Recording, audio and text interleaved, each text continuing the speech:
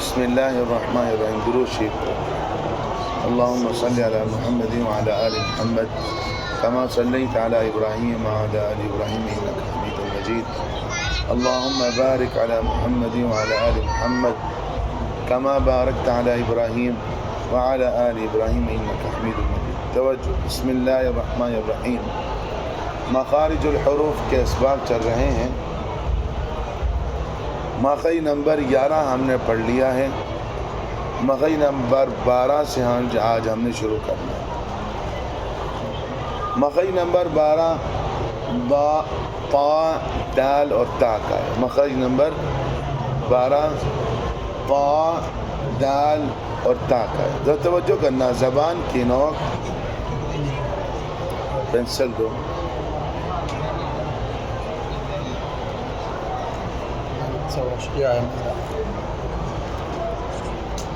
زبان کی نوک، یہ زبان ہے، یہ اس کی نوک ہے۔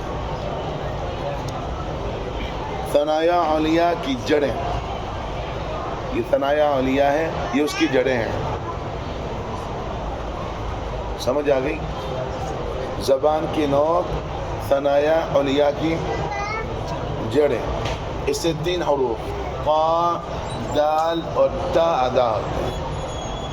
آپ دیکھو زبان وہاں لگ رہی ہوگی، قا، دال اور تا ادا ہوتے ہیں۔ ان حروف کو حروف نطعیہ کہا جاتا ہے، نطعیہ۔ اس کی وجہ کیا ہے؟ آپ اوپر دیکھیں گے ایک جگہ ہے، اس کو کھردری ہے، کھردری ملائم نہیں ہے، کیونکہ وہ جگہ کھردری ہے، اس کے قریب سے یہ مخرج نکلتا ہے، اس وجہ سے اس کو حروف نطعیہ کہہ دیتے ہیں۔ ٹھیک ہو گئی بات؟ مخرج نمبر 12 سے 3 حروف ادا ہوتے ہیں، قا، دال، تا۔ زبان کی نوک، ثنایا علیہ کا، ثنایا علیہ کی جڑیں، اندر کی جڑیں، اس سے قا، دال اور تا ادا ہوتے ہیں۔ مخرج نمبر 13، توجہ، زبان کی نوک اور ثنایا علیہ کے اندر کا سرہ، یہ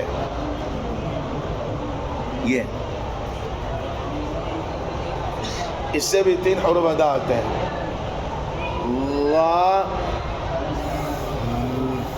ذال، ثا، لا، ذال، ثا، لا، ذال، ثا۔ سمجھ آ گئی؟ ان حروف کو حروف لثویہ کہتے ہیں، کیونکہ لثہ مسوڑے کو کہتے ہیں، اندر ایک مسوڑا اس کے نیچے سے یہ ادا ہوتا ہے۔ ٹھیک ہے، حروف لثویہ کہتے ہیں۔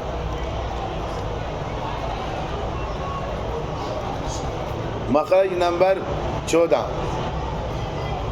مخرج نمبر 14، توجہ، زبان کا سرہ،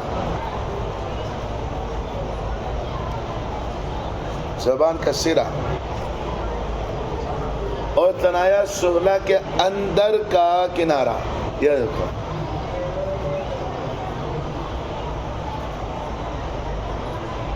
اندر کا کنارہ، باہر کا کنارہ، یہ اندر کا۔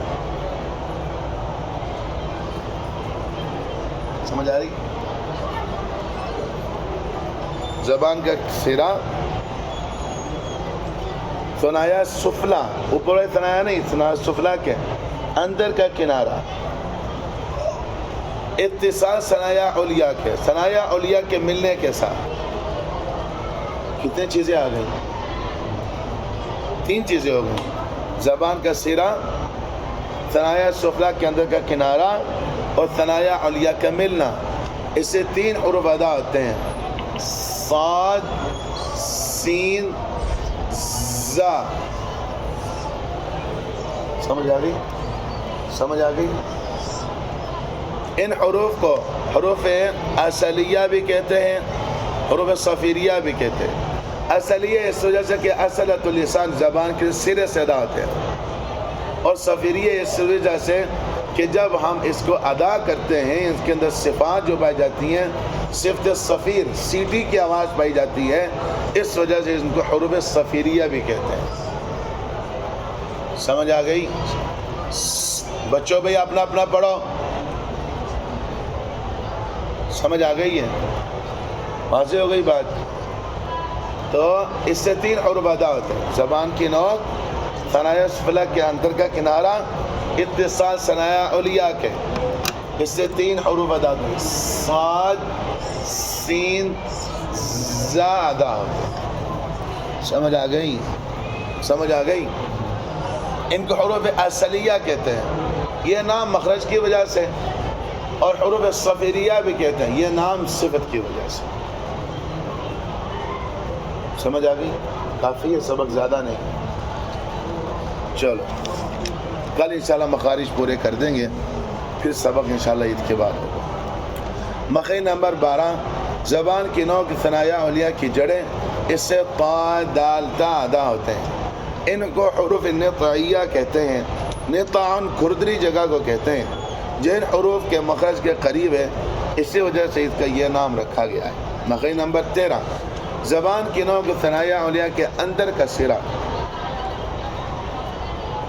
اس سے وا ذال تا ادا ہوتے ہیں، ان حروف کو ان کو لثویہ کہتے ہیں، لثۃ مسوڑے کو کہتے ہیں، اور دانتوں کا اندر کا سرا نسبتاً مسوڑے کے قریب ہوتا ہے۔ چلو مخرج نمبر 14، زبان کا سرا ثنایا سفلی کے اندر کا کنارہ، مع کچھ اتصال ثنایا علیاء کے، اس سے صاد سین زا، یہ 3 حروف ادا ہوتے ہیں، ان کو حروف صفیریہ اور حروف اصلیہ کہتے ہیں۔ صفیریہ یہ ان کو اس لیے کہتے ہیں، ان کی آواز تیز مثل سیٹی کی نکلتی ہے، اور یہ نام ان کے صفت کی وجہ سے ہے۔ اور اصلیہ اس لیے کہتے ہیں کہ یہ اصلۃ اللسان، یعنی زبان کی نوک سے ادا ہوتے ہیں، یہ نام ان کا مخرج کی وجہ سے ہے۔ واضح ہو گئی بات؟ واضح ہو گئی بات؟ کسی نے کوئی سوال کرنا ہے سوال کرے، کل انشاءاللہ آخری سبق پڑھیں گے جمع القرآن کا عید سے پہلے۔ زندگی رہی تو نہیں اس کو چھوڑ۔ مخرج نمبر 15 16 کا تعلق تقریباً ایک جیسا ہے، اس وجہ سے 15 میں چھوڑ رہا ہوں، کل 15 16 اور 17 پڑھیں گے انشاءاللہ۔ ٹھیک ہوگی بات؟